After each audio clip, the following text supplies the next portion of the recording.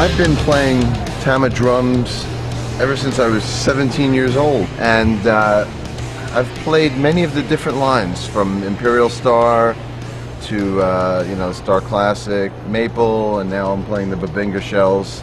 And to me, it's the most richest sounding Tama drum I've ever played. I mean, it's really the top of the line. They have the perfect combination of what I want out of a drum, which is attack, but you also want them to sing with tone. And the Babingas really have the best of both worlds.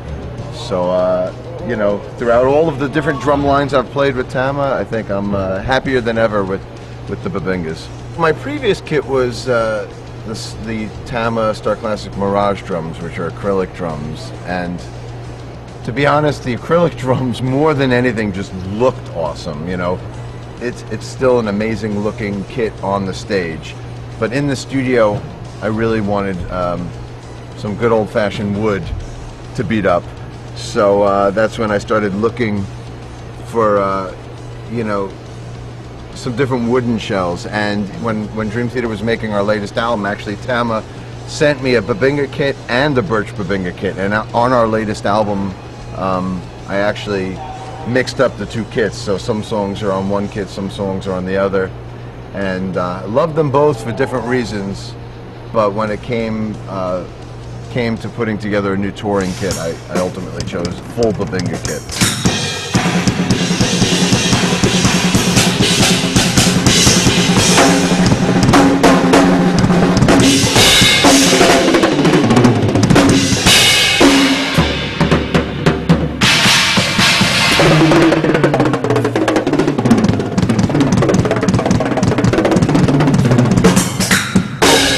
I've been using the double kit setup now for, 7-8 years now, and it's evolved from tour to tour, but the idea essentially is this is two kits in one. A lot of people will see this massive kit with 3 bass drums and 2 snares and 2 thrones, and they think I'm just showing off, and how the hell are you going to play that? You only have 2 arms.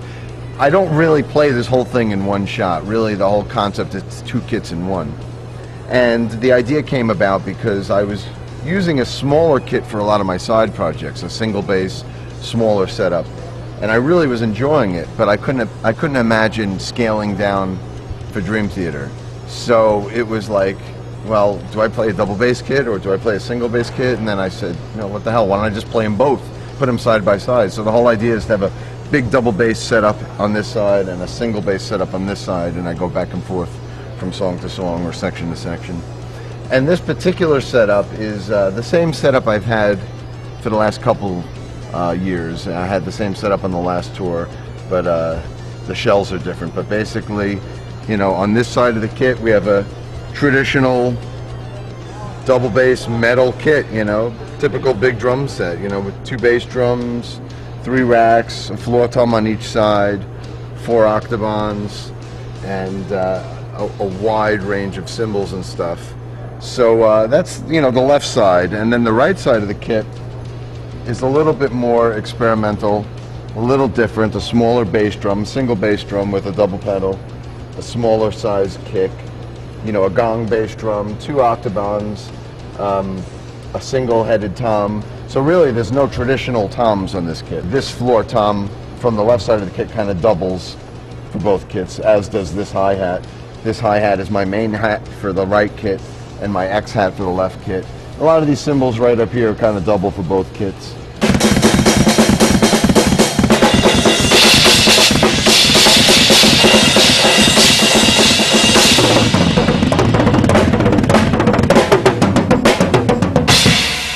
With both kits I have a Melody Master on each side. My left side of the kit, which is the double bass metal side, I use my 14-inch Melody Master, which is the wooden snare. On this side I have my 12-inch steel shell Melody Master. The 2 thrones enable me to go back and forth or have a guest come and join me. I've had Scott Rockenfield from Queensryche, Alan White from Yes, Mike Mangini, Richard Christie, Charlie Benante, Jason Bittner, You know, all these guys have come and played double drums with me through the years, and you know, whenever I have another drummer friend at the gig, or if there's another, you know, another band we're on tour with, if I want to invite them up, you know, it's fun. And that's the concept, you know, really two kits in one. Yeah, it keeps me and my tech very busy. It's a lot of responsibility. As you can see, it's a fairly large kit. The whole left side of the kit is basically the same kit that he had from the get-go at the beginning. But then he started doing a lot of the side projects, like the liquid tension and stuff like that. And Tama had made some similar kits for him to use on that, and he really liked the feel of those kits. And he just sort of morphed it into adding on to the kit that he already had. Basically the same thing over the years. It's just gotten a lot bigger. I mean, with Dream Theater, it's, you know, the real technical music, so the drums aren't real big and boomy, and each drum has, you know, a solid hit or a solid note to go along with the music. But it's pretty much, you know, you try and get all the rings out. You try to get it, you know, short sustain on the drum.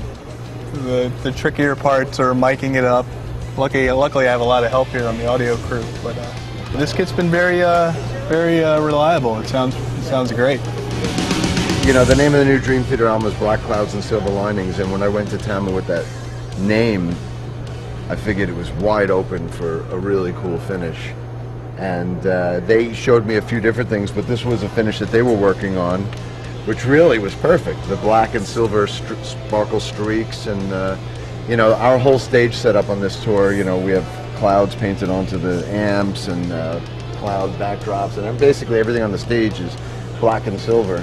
So this finish was a perfect finish for the kit to be using on this tour.